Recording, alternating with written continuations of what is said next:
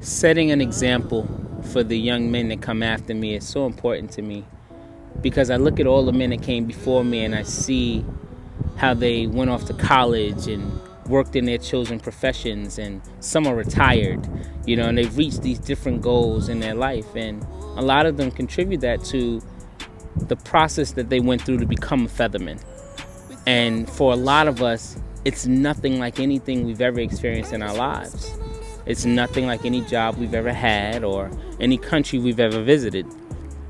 It gave us the skills to be able to appreciate everything from the sounds of the city to the silence of the suburbs.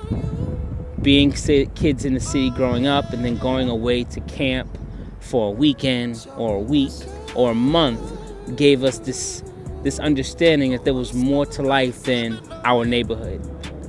As wonderful as Harlem is, and as many things as I've seen and heard and learned being in Harlem, I've seen a lot more outside of Harlem.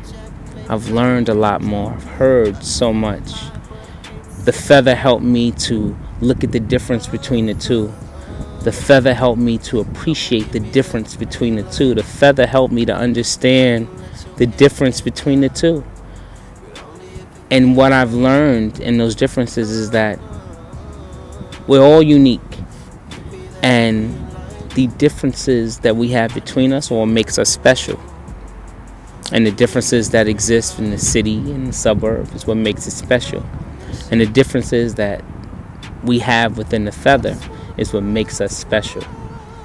When developing differences, you have to look at where someone comes from.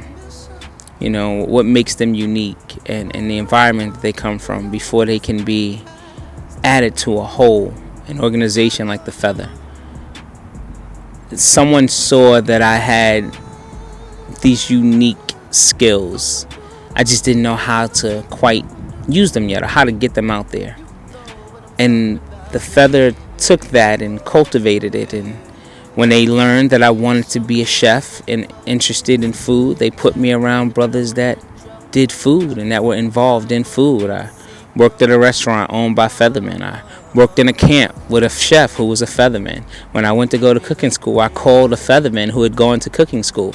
The feather took my desire and my passion and made sure that I interacted with the same men who had the same desires and passions. And that's how they developed my differences. It helped me to develop my skills that took me to different parts of the country to cook, and ultimately where I am now. I currently work in an operation where we produce 26,500 meals a day and ship them out to different facilities throughout New York City. The lessons in the feather is what helped me to understand the importance of responsibility. And once you have it, how you should take it seriously. As a young featherman, what we were tasked to do, we had to be proud of. I'm proud of what I do. We have a song called I Love the Feather. When the question's asked, why do I love the feather? It's because it helped me to appreciate everything in my life that I had and that I didn't. It helped me to join other organizations, and it gave me the foundation for other fraternal orders. I joined Pennscrow Military Fraternity. I joined Tapawingo Honor Society. I became a Prince Hall Mason.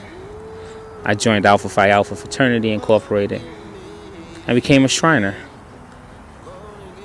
All of those organizations have similarities to the feather. The thing that makes them all special to me is all of them help cultivate me so that I could be the best person in my community I possibly could be. And it's because of that in 1994 I joined the feather and became the man I am today.